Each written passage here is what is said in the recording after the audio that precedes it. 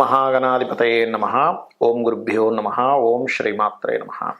పరమేశ్వర స్వరూపమైనటువంటి జ్యోతిష వాస్తు మరియు ఇతర అనేకమైనటువంటి శాస్త్రములను మనకు అందించినటువంటి మహర్షులకి నమస్కారం. హయగ్రీవ హయగ్రీవ హయగ్రీవేతి యో వదేత్తస్య నిస్సరతే వాణి జన్మకన్యా ప్రవాహవత్. అరుణాం కరుణాతరంగితాక్షీం ధృతపాశాంకుశపుష్పబాణచాపాం అనిమాదిభిరావృతాం మయూకైః అహమిత్యేవ విభావయే భవానీం. శ్రీమాత్రే నమః. ప్రేక్షకులకి ఆ లలితాంబిక అమ్మవారి యొక్క అనుగ్రహం పరిపూర్ణంగా కలగాలని మనస్ఫూర్తి కోరుకుంటూ మనం ఈరోజు చెప్పుకోబోయే టాపిక్ ఏమిటి అంటే, ముఖ్యంగా రాహుగ్రహం. రాహు సర్ప గ్రహంగా చెప్తూ ఉంటారు, రాహుకేతువులు ఇద్దరిని కూడా. అందులో ముఖ్యంగా ఈరోజు మనం చెప్పుకునే దాంట్లో రాహువు ప్రతి లగ్నానికి, అదేవిధంగా లగ్నం తెలియని వారి రాశి వారికి ఎక్కడెక్కడ ఉంటాయి, ఎటువంటి ఫలితాలు ఉంటాయి, అందులోని మంచి ఫలితాలు ఎలాంటివి ఉంటాయి, ఇబ్బందికరమైన ఫలితాలు వచ్చినప్పుడు ఎటువంటి పరిహార మార్గం చేసుకోవాలి అనేటువంటి విషయాన్ని ఇప్పుడు మనం తెలుసుకుందాం. అయితే ఈ విషయాలు చెప్తుంది నేనైనప్పటికీ కూడా చెప్పేసిన సాక్షాత్ లలిత అమ్మవారిగా భావిస్తూ ఒక్కొక్క లగ్నము గురించి మనం తెలుసుకుందాం. తులాలగ్నము, తులారాశి. తులవారి కనుక చూసుకున్నట్లయితే లగ్న రాహు పర్టికులర్గా మీకు క్రియేటివ్ స్కిల్స్ అద్భుతంగా ఇస్తుంది.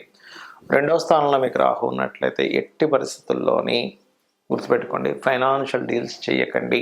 ఫైనాన్స్ డీల్స్ చేశారంటే అది మీకు లైఫ్లో ఇబ్బందిని ఇస్తుంది, అది సర్పదోషంగా చూపిస్తుంది. ఫైనాన్స్ అండ్ కుటుంబ సంబంధించిన విషయాలు జాగ్రత్తగా ఉండాలి. మూడో స్థానంలో రాహు ఉన్నట్లయితే పర్టికులర్గా మీకు ఏంటంటే టీచర్స్తోని, మాస్టర్స్తోని తెలియని మిస్అండర్స్టాండింగ్స్ ఇస్తూ ఉంటుంది. కాకపోతే పరాక్రమాన్ని కూడా ఎక్కువగా ఇస్తుంది. కాకపోతే నాలుగో స్థానంలో రాహు ఉన్నప్పుడు మీరు ఏదైనా సరే ప్రాపర్టీ తీసుకునేప్పుడు పడమర భాగం లేదా నైరుతి భాగం ఎలా ఉందో చెక్ చేసుకొని తీసుకోవాలి. లేనట్లయితే చాలా ప్రిడిక్షన్స్ ఉంటాయి ఇంకా, కాకపోతే నేను కొన్ని చెప్తున్నాను ఇక్కడ.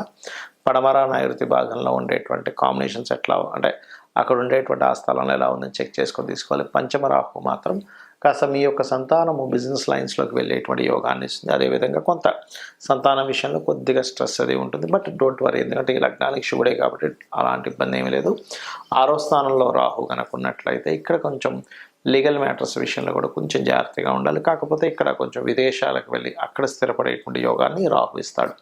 సప్తమ రాహు మాత్రం ఖచ్చితంగా మీరు వివాహ సంబంధించినటువంటి విషయంలో చాలా జాగ్రత్తగా చూసుకొని చేసుకోవాలి. లేనట్లయితే అనవసరంగా అవతల వాళ్ళు మీరు ఎంచుకున్నటువంటి జీవిత భాగస్వామి స్త్రీ కావచ్చు, పురుషుడు కావచ్చు, వాళ్ళు కాస్త ఎక్కువ అగ్రెసివ్ నేచర్ ఉండడం వల్ల దానివల్ల ఇబ్బంది పడుతూ ఉంటారు. అష్టమరాహు అక్కడ ఉచ్చస్థితిలో ఉంది కాబట్టి అది పూర్వీకుల ఆస్తుల మూలంగా మీకు మంచి జరగడము, మరియు కొన్ని రీసెర్చెస్ ద్వారా మీకు మంచి జరగడం జరుగుతూ ఉంటుంది. భాగ్యంలో ఉండేటువంటి రాహు పర్టికులర్గా మీకు గుర్తుపెట్టుకోండి, విదేశాలకు వెళ్ళి ఉన్నత సంబంధించినటువంటి విదేశాలకు వెళ్ళడం ద్వారా లేదా ఉన్నత విద్యలు చదవడం ద్వారా మీరు సక్సెస్ అవుతారు లైఫ్లో. దశమంలో రాహు మాటిమాటికే మీకు ఉద్యోగ సంబంధించిన విషయంలో మార్పులు, కాస్త స్ట్రెస్ని ఉద్యోగంలో, మానసిక స్ట్రెస్ని ఉద్యోగంలో కాస్త అవమానించే వాళ్ళని పెంచుతూ ఉంటుంది. అలాంటప్పుడు మీరు కాస్త ఓం మనస్సుని నమః అని మంత్రం చేసుకోవడం మంచిది.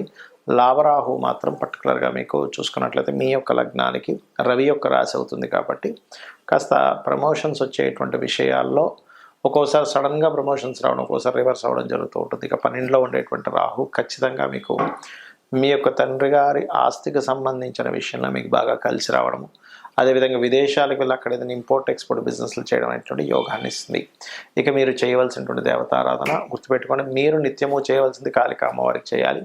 ఏదైనా మీకు జన్మజాతకంలో రాహు మహర్దశ వచ్చినా, లేకపోతే రాహు సరైన స్థితిలో లేక పాపకత్తిలో ఉన్న, ఇప్పుడు మనం చెప్పుకున్న కాంబినేషన్స్లో పాపకత్తిలోని బాలేనట్లయితే అది కొంచెం ఇబ్బందికరమైన ఫలితాలు ఇచ్చేటప్పుడు రాహుకేతు గ్రహాల దగ్గర దీపారాధన చేస్తూ దుర్గారాధన చేయండి అనే విధంగా బాగుంటుంది. ఇక్కడ రాహువు కేతువు ఛాయాగ్రహాలుగా చెప్పబడింది శాస్త్రంలో. అయితే ఈ ఛాయాగ్రహాలు ముఖ్యంగా జన్మజాతకంలో ఎక్కడైనా స్థితి పొందాయి అంటే మనం ఫస్ట్ ఆఫ్ ఆల్ మనం అర్థం చేసుకోవాల్సింది ఏంటంటే, మీ లగ్నం నుంచి శుభత్వంగా ఉండేటువంటి ప్లేస్లో మిత్రక్షేత్రంలో ఉందా, శత్రుక్షేత్రంలో ఉందా అనేది ఫస్ట్ చూసుకోండి. అంతేగాని రాహు ఎక్కడుంటే అక్కడ ఖచ్చితంగా పాప ఫలితాలు ఇవ్వాలని రూల్ లేదు, కేతు ఎక్కడుంటే అక్కడ పాప ఫలితాలు ఇవ్వాలని రూల్ లేదు. ఇందులో మరొక విషయం ఏంటంటే, చాలామందికి కాలసర్పదోషం అన్నది ఎక్కువగా చూసుకుంటూ ఉంటారు. ఒకటే గుర్తుపెట్టుకోండి, కాలసర్పదోషం అనేటువంటిది కాలానికి సంబంధించింది. అంటే ఈ దేశంలో, ఈ ప్రాంతంలో ఇలాంటివి జరుగుతాయని చెప్పడానికి మాత్రం దేశకాల సంబంధించిన వాటిని ఆ దేశానికి ఏ లగ్నం అవుతుంది, ఏ రాశి అవుతుందో చూసుకొని ఈ దేశంలో ఇక్కడ సునామీలు వస్తాయనో, లేకపోతే భూకంపాలు వస్తాయనో, కరువు కాటకాలు ఉంటాయనో, గొడవలు జరుగుతాయనో ఇట్లాంటివి చెప్పడానికి చెప్పారు. కానీ జన్మజాతకానికి కాలసర్పదోషం అప్లై చేయమని ఎక్కడ చెప్పలేదు. సర్పదోషాన్ని మాత్రం అప్లై చేయమని చెప్పారు. అది పర్టికులర్గా మీకు మేష, వృశ్చిక, అదేవిధంగా కర్కాటక, సింహ ఈ రాసుల్లో ఉన్నప్పుడు ఎక్కువగా సర్పదోషం ఎక్కువగా పనిచేస్తూ ఉంటుంది. అది ముఖ్యంగా గుర్తుపెట్టుకోండి. ఎవరికైనా సర్పదోషం ఉంది, ఇప్పుడు మనం ఇప్పటివరకు కొన్ని లగ్నాల గురించి చెప్పుకుంటూ వచ్చాం. ఈ లగ్నం వాళ్ళకైతే ఇది ఈ ప్లేస్లో ఉంటే ఇది అని. కానీ లగ్నము, నక్షత్రము, రాశి ఏమీ తెలియదు. అప్పుడు ఏం చేయాలి అంటే సింపుల్గా మీకు సర్పదోషం ఉంది లేదు అనేటువంటిది సిమ్టమ్స్ ఏమిటి అంటే, ఒకటి విపరీతమైన కోపం వస్తూ ఉంటుంది. చిన్న చిన్న విషయాలకు కోపం రావడం జరుగుతూ ఉంటుంది. సంథింగ్ నెగటివ్ ఎనర్జీ తొందరగా మీకు అట్రాక్ట్ అవుతూ ఉంటుంది సర్పదోషం ఉన్నప్పుడు.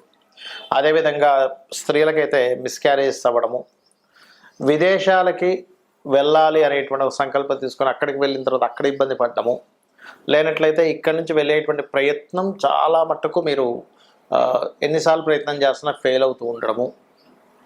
అదేవిధంగా అదే సర్పదోషం కనుక కొన్ని అంటే మీకు మనకి ఇప్పుడు జాతక చక్రం లేదని మాట్లాడుకుంటున్నాం కాబట్టి సప్తమ స్థానం మీద పడితే కనుక ఒక్కొక్కసారి వారికి వివాహ జీవితంలోనే ఇబ్బందులు కలగడం లాంటివి జరుగుతూ ఉంటాయి. కాబట్టి మీరు దీనికి ఏం చేయాలంటే చాలా సింపుల్గా ఎవరికైనా సరే జాతకం తెలిసినా తెలియకపోయినా సర్పదోషం ఉందంటే దాని నివారణ మార్గం ఒకటి కాళహస్తికి వెళ్ళడం. ఆ ఈశ్వరానుగ్రహం రాహుకేతువులు పూజతో పాటు ముఖ్యంగా అక్కడ ఈశ్వరానుగ్రహం కలగడం వల్ల కాళహస్తికి వెళ్ళిన వాళ్ళకి శుభం కలుగుతుంది, గుర్తుపెట్టుకోండి. రెండవది నవగ్రహాలలో ఛాయాగ్రహాలైనటువంటి రాహుకేతు గ్రహాల దగ్గర దీపారాధన చేయడము. మీకు దగ్గరలో రావి చెట్టు ఉన్నట్లయితే రావి చెట్టు కిందని మనకి సర్ప ప్రతిష్ఠ చేసి ఉంటాయి కొన్ని, అక్కడికి వెళ్ళి చక్కగా ఒక చెంబు నీళ్ళల్లో పసుపు, కుంకుమ, గంధం వేసి కలిపి వాటి చుట్టూ ప్రదక్షిణాలు 3 కావచ్చు, లేనట్లయితే 11 కావచ్చు, 21 కావచ్చు, 41 కావచ్చు ప్రదక్షిణాలు చేసి వాటి మీద ఆ సర్పముల మీద వేయడము. అదేవిధంగా సర్ప సూక్త పారాయణము వినడం కానీ చేయడం కానీ చేయాలి. మరియు దీంతోపాటు ముఖ్యంగా మీరు చేయవలసినటువంటిది రాహువుకి అధిష్టాన దేవత అయినటువంటి దుర్గాదేవి యొక్క ఆరాధన, కేతువుకి అధిష్టాన దేవత అయినటువంటి గణపతి యొక్క ఆరాధన చేయాలి.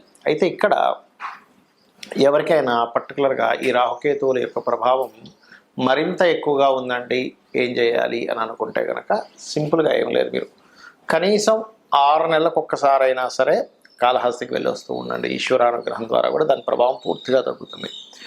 మరొకటి ఏంటంటే ఈ రాహుకేతువులు గోచారంలో సంచరించేటప్పుడు కూడా మీ లగ్నం నుంచి ఎన్నో స్థానంలో సంచరిస్తున్నాడో చూసుకోవాలి. అందులో ప్రధానంగా ధనస్థానంలోకి వచ్చినప్పుడు కొంచెం ఫైనాన్స్ విషయంలో జాగ్రత్తగా ఉండడము, 3వ స్థానంలోకి వచ్చినప్పుడు అగ్రిమెంట్స్ విషయంలో జాగ్రత్తగా ఉండడము, 4వ స్థానంలోకి వచ్చినప్పుడు పర్టికులర్గా మీరు ఏదైతే ప్రాపర్టీస్ కొనుగోలు చేసేటువంటి విషయాల్లో ఇట్లాగా ఒక్కొక్క స్థానాన్ని బట్టి ఆ పర్టికులర్ ఇయర్లో, ఎందుకంటే 1.5 ఇయర్ ఉంటాడు కాబట్టి ఆ పర్టికులర్ ఇయర్లో గోచారంలో వచ్చేటువంటి రాహుకేతువుల యొక్క ప్రభావాన్ని చూసుకోవాలి. అంటే కేతు కనుక అలా వచ్చినప్పుడు ఒకరికి రాహు కనుక వచ్చాడు 4th హౌస్లో, 2nd హౌస్లో, అలాంటప్పుడు అక్కడ అది కొంచెం ఆ యొక్క విషయాల్లో ఆశను పెంచడం ఇట్లాంటివి ఇస్తూ ఉంటుంది. బట్ ఏదేమైనప్పటికీ కూడా మీ పర్సనల్ చార్ట్లో ఉండేటువంటి కాంబినేషన్స్ని, గోచారంలో ఉండేటువంటి గ్రహాలని మిళితం చేసుకొని చూసుకోవాలి. ఇక ఈ యొక్క రెమెడీ చేసుకుంటూ గోశాలకు వెళ్ళి ఏదైనా చేయాలి అనుకుంటే గోవులకి బెల్లంతో కూడినటువంటి 4 ఉండల్లా తయారు చేసి గోవుకు తినిపించండి, మరియు గ్రాసము తినిపించండి. రాహుకేతువుల దోషం అనేటువంటి పూర్తిగా తగ్గుతుంది.